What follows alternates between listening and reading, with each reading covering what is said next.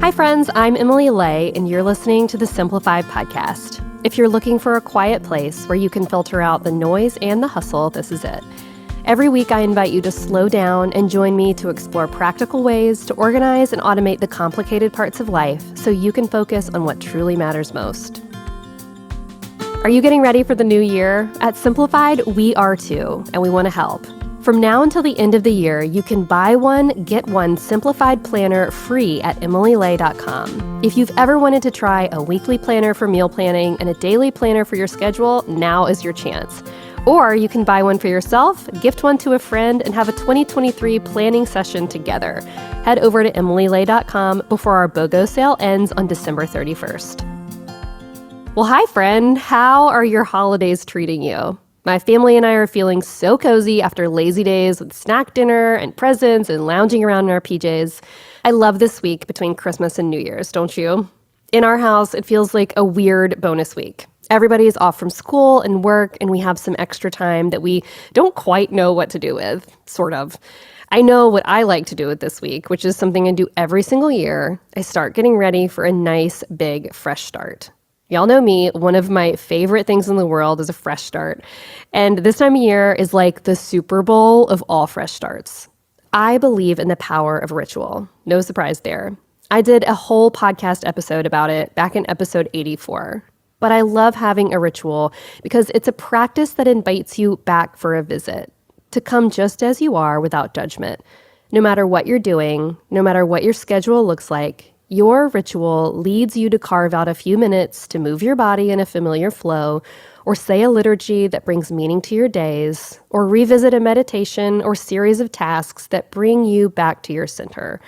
To me, ritual is an important touchstone that brings me back to what I value. I find that incredibly meaningful. So every year in the Simplified Sisterhood, we take a few days to pause and reflect together. We think about where we are and where we'd like to go. And that's why starting today on the podcast, we are bringing you our second annual Simplify Your New Year bonus series. Each day from now until New Year's Eve, I'm going to bring you a new podcast episode that'll help you center your mind on where you've been this year and where you'd like to go next. We are going to think about what worked, let go of what didn't, and talk about new levers you can pull so that you can reach your goals. I've got a couple of amazing guests who will be sharing their wisdom with me too, and I am so excited that you're here to listen. All right, I have a quick question for you. How do you feel about year-end wrap-ups? You should know that I absolutely love them. I want to know about the best books that hit the shelves this year, all the best new restaurants that opened, the TV shows, the songs. If a best of list comes across my feed, I will absolutely click on it. Are you the person who lives for the day your Spotify Wrapped drops into your app? Well, same. I enjoy a roundup of world events. I like seeing what happened in any given year. It's just fascinating to see everything that happened this year that you never would have predicted 365 days ago. All that to say, basically, I like to look backwards sometimes. I'm a writer, of course, I do. I like to analyze. I like to write about things that have happened so I can figure out what I really think about them and how I want to move forward. That takes time, of course. A lot of times life feels a little too busy to step back and give it a bird's eye view. But my life and work happen to be a little slower this time of year, so I like to use this week to lean into the quiet. I take a few moments to self-reflect, to do my own Emily wrap-up, because I firmly believe that sometimes you have to look back to plan ahead. Because when you see how you got to where you are, and you're honest about what worked and what didn't, you can take a path that might get you a little closer to where you want to go next year. I am going to lead you through a series of questions I want you to ask yourself. Now, feel free to pause and grab some paper or type your responses into your notes app. Consider this episode kind of like a verbal worksheet. And don't worry, if you're in the middle of something right now, I will have all these questions on the show notes page at emilylay.com. And let me say that you don't have to listen to this episode all at once. You can listen to half today, pick it up tomorrow. You can listen to the episode more than once if you need to. Use your time however you need to this week. I give you my full permission. And as you listen, you might feel a mixture of emotions. Maybe a little nostalgia, some guilt, or even some pride as you look back on your year. Maybe anxiety, excitement, and hope as you look to the future. It's all valid here, friend. This is a safe space for you to work through some stuff. And remember, life is just messy sometimes. I'm still learning that myself, and some days are better than others, but I want to keep reminding myself that I'm allowed to keep learning. I'm allowed to make mistakes. I'm allowed to be a mess, and I'm proud of the person I'm becoming. Okay, few questions for you guys to think about today. Number 1, what worked for you this year?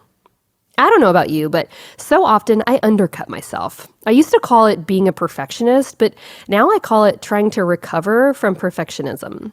Sometimes I give myself anxiety. I won't even try to, but sometimes the way I talk to myself isn't very helpful. Without even thinking about it, sometimes if I'm about to try something new, I tell myself I'm not ready for it or think about how it's going to go wrong. It's like I'm trying to soften the blow of it not working before I've even tried it. But in those moments when all I do is ask if I'm ready or try to predict what's going to go wrong, what I'm actually doing is confirmation biasing my way into making that new endeavor not work. And that's not helpful. I'm going to overgeneralize here, but I think there's a lot of truth to this. As women, we are socialized to downplay ourselves. When someone tells us we look pretty today, we brush it off and confess that it's just dry shampoo. When someone says we nailed the presentation, we point to the people who helped us pull the data. I get why we do that. We don't want to be braggy and annoying. We've been taught it's not cool to talk about ourselves, especially in a glowing light. We don't point to the hard work because we're told that's just too much. Well, it's time to throw that out the window for a few minutes because I want you to bask in your accomplishments for a few seconds. I want you to think of the ways you worked hard or made a new insight, or accomplished something you didn't think you could. I want you to think about what worked for you this year, about the things that brought you less stress and more joy. Did you feel like this was the year when things started to feel more balanced at home and at work? Was this the year you finally built up an emergency fund? Did you get the big promotion or nail the big project that was high on your bucket list? Did you make a new friend this year? Did you reconnect with an old one or keep your relationship strong with another? Did you start your day in a new way that fed your soul? Did you find a new habit that filled you up? Pause for a second if you need to. I'll be here when you get back. Okay, now I want you to think about why that thing worked for you so well this year. Did you put systems in place to make those things happen? Did you say no to something else so that you could say yes to this goal? Was there a tool or piece of software that helped you make it happen? Did you put in the old-fashioned grind and effort into making this thing happen in the margins? Sometimes success just happens because we're lucky. I think that's rare, though. Most of the time, success happens because you did something different. Success happens because all your hard work and preparation met a new opportunity at just the right time. So go ahead and give yourself credit where credit's due. Think about why things worked this year. I'm glad there's something you could be proud of by the end of 2022. Question 2. Now we're going to think about something super fun. What did not work for you this year? When did you go out on a limb and try something new only to watch it blow up in your face? Okay, we've all done this. We've all had our fair share of trials and tribulations, and maybe times we fell on our face a little bit. But tell me about what was hard for you this year. Was it something in your personal life, something at work, something everywhere? Now, let me ask you another question. What did you learn from each of those hard things? I know, it's difficult to go there and spend time in the moments that brought us or still bring us a bit of pain. But maybe think about it the way a scientist would. Stand back for a minute if you can. Maybe don't get super close to the situation. Picture yourself walking outside of the room where your situation lives and close the door. Watch it through a glass window. You're not completely attached to it. You're just observing it. Now think about how you handled that situation in the moment. Is there something you can point to and say, I'm really proud of the way I moved through this hard thing? Is there something you can look at and say, next time, I wonder if I could do that a little bit differently? Pause for a second and think about it if you need to. Listen, sometimes life is hard because something in our life needs to change. A new season demands that you stretch. It demands that you do something different. It's like when you need to go up a pant size. You have done nothing wrong. You just need new pants. The way you're doing life doesn't fit you anymore, and you need to try something different. So give yourself the gift of grace in this moment. You're going to fall on your face a few times. We all are. That's okay. Just get back up and keep on going, even if it's on a new path or in a different direction. Next, I'm going to ask you a few smaller but still important questions. One or two of these might really strike you. And if that's the case, then it's time to pause this podcast and think about them for a minute or two. See what comes up for you. What surprised you this year? Who inspired you this year? Did you follow someone new on social media? Why do you enjoy keeping up with that person? Is there someone you've looked up to in the past?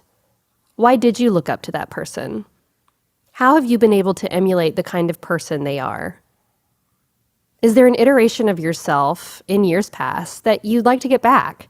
Is there a girl you'd like to be again? Why?